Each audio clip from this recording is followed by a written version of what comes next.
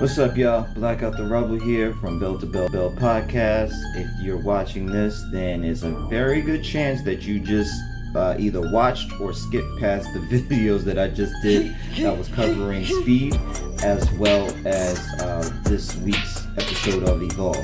This episode is going to focus on this episode of LFG. This week's episode of LFG, I should say. That's what I'm going to be doing going forward. This way it doesn't kind of mess up the fluidity of the actual podcast conversations. I'm going to leave those conversations for the PLEs, SmackDown, Raw, NXT. For here, I'm just going to focus on these because it really shouldn't take too long.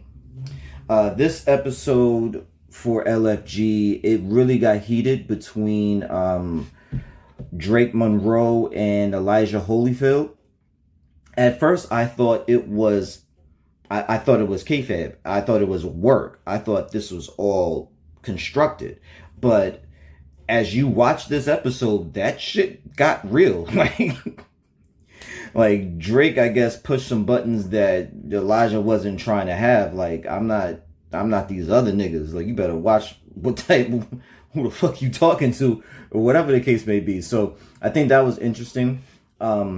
I think it showed how intense Elijah can be and is ready to go, because on the surface, he's a very intimidating gentleman. The way he carries himself, the way he looks, he's very big and stocky, muscular and everything like that.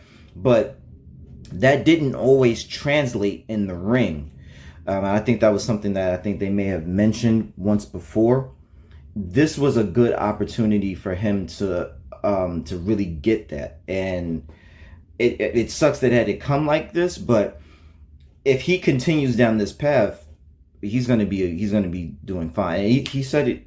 He said it himself. Like, if I gotta get into a fight every week, I'm with it. And that's the kind of intensity that allows people to win. So I think that was good. Now, who else got pinned together? Just give me 1 second. Come on. There we go. All right. So, I think there was BJ Ray. He was tagged up. He was matched against somebody. So this episode really focused more on getting everybody out of their comfort zones. And for Elijah Holyfield, it was more so of kind of like, of course, breaking away from his father's legacy. Obviously his father being Evander Holyfield. So it was a lot of people. So everybody that was called on for this episode had to overcome something. For Summer Sorrell, she fears public speaking. So she had to work on her personality. She had to grab the mic and she had to do her little promo before the match actually started. You can hear the anxiety and the nervousness in her speech. And I think that that's something that, you can work on with time, because I think she does have a good gimmick and charisma to her. She's very athletic. She's a gymnast, flexible, all that stuff, whatever the case may be. But I think one of the big things when you're doing that is you got to get out of your head. You got to just let things flow and just let it go. And you can't get too emotional. Depending on what you're trying to sell and what you're trying to promote, you can't let that overtake you. And maybe it was a combination of the fact that I think her mom was in the audience, if I'm not mistaken. I think she was the one. I could be wrong. But let's see. Who else do we have? This was, her mom was in the audience, because this is the match where she goes up against, who was the person? Danny Sikelski. Danny's pretty good. She definitely, this episode, she came out as a luchador. She had the mask on and everything. I think she did a decent job. She was definitely a heel. Like, she was definitely pissing the audience off. The fact that she took the water bottle from Sorrell's mom and just squirted her with it, and was just arguing with the crowd. It was all good. It was pretty decent. Well, she didn't argue too much. I think that's the other person. But her crowd involvement being a heel, I think worked really well. I don't think that she let the mask lower down any bit, which is also a very good plus. I think if you're somebody who spent your whole time wrestling with no mask and now all of a sudden you have to wrestle with one, I think it's very easy to say that that's something that might hinder you. It might slow you down. It might mess up your peripheral vision. So now you can't see the rope or the turnbuckle when you're running or you're trying to do a reversal, but you can't see the person's arm. I think there's a lot of things that could go wrong for somebody who isn't acclimated to wrestling with a mask. And I think she did a very good job. Moving forward, you have... Who else? Oh, this is... What's his name? Chris Island? I want to get his name right. Make sure that I'm... Oh my God. Rewind. Yeah, Chris Island. So you got Chris Island versus BJ Ray. BJ Ray was supposed to actually be a babyface this time, and he's been a very good. He's done a very exceptional job of being a heel because people just don't like him, and it makes very good sense why. This time he was supposed to be a babyface. I really didn't get babyface vibes. Like, he tried to come out and was trying to like be happy-go-lucky and stuff, and it's like, I get that, but in this instance, I think he should have just let the babyface speak for itself in the ring. When you're a babyface, you like, the crowd wants to be sympathetic towards you when you get hurt, and they want to see you overcome. I don't think there was ever a moment where that was the case. And then also, he tried to do this weird ass move off the ropes. All the judges is looking at him like, what the fuck was that? So I think that was a combination of all those things. Chris Island came out trying to be like a kickboxer or some shit, like a martial artist, and he has like a white belt. And I think Undertaker was saying, like, even my kids have belts with colors on them. Like, you got a all white belt. So I don't know what he was trying to achieve with that. But yeah, overall, I don't think the match was good. I think they both have some work to do. But once again, when you're getting outside of your comfort zone, that's kind of what happens. That's the point of this whole entire thing. Now, they just showed it. Now, who do we got? We got Hayes Jameson versus P Nasty, aka P Nicety, because P is supposed to be stepping outside of her comfort zone and being a babyface with this match. Hayes is supposed to be the villain, and you know, it's a complete role reversal. This is the one that I was saying. Hayes, she was definitely doing a lot of crowd interaction. She was running away from P and getting into it with the crowd. She was doing all that type of stuff. Really annoying everybody because she's backing out, trying to run away from P. Like, the way that they constructed that part of the story, I think, was really well. P always does her thing.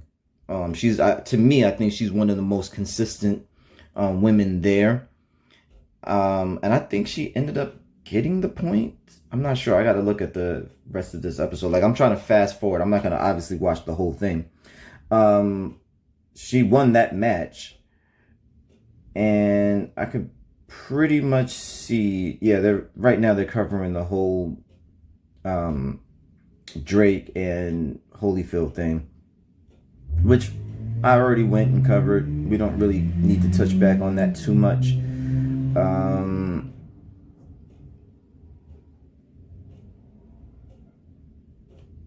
Oh my goodness, why do you have to? Yeah, there we go.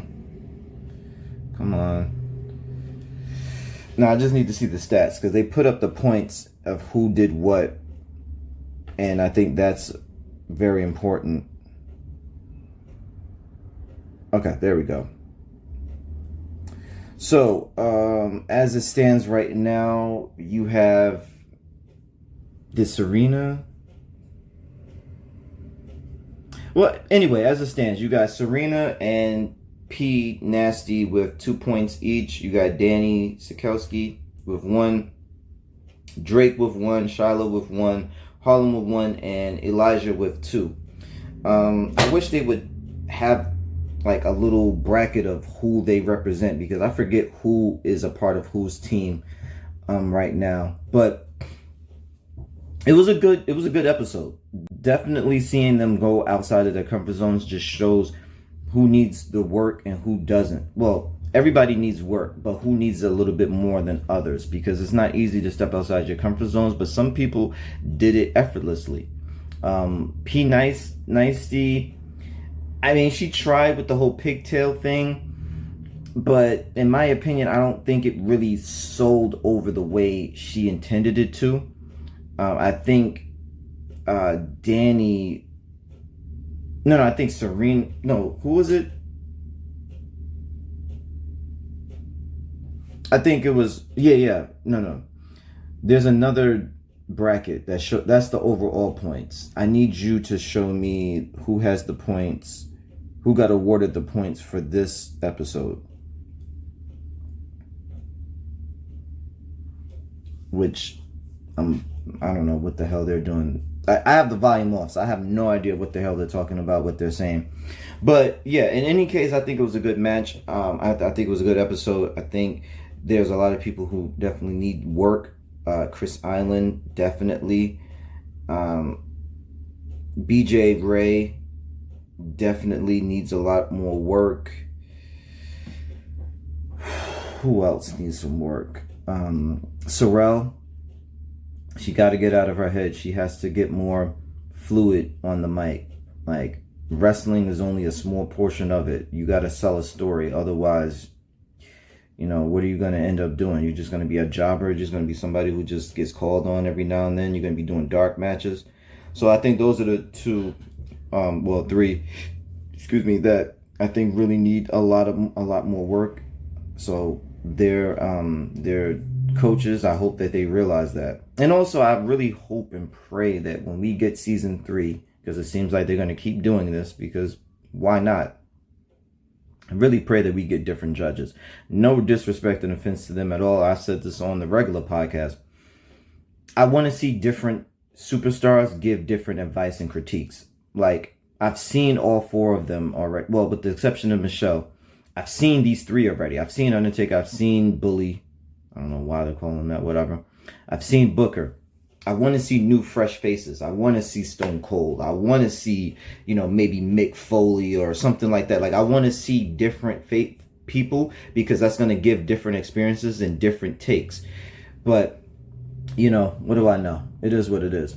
But yeah, that was this recap of this week's episode for LFG.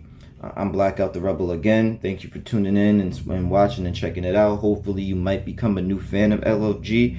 I think it's a pretty decent show. You learn a lot. It's not easy. That kind of goes into what's going on with WWE Unreal. But that's a conversation for another time. Like I said, Blackout the Rebel, Bell to Bell podcast. You can follow us on everything. We got Patreon, we got YouTube, we got IG, we got TikTok, Twitter, all of that good stuff. So hit us up. And thank you for tuning in. One.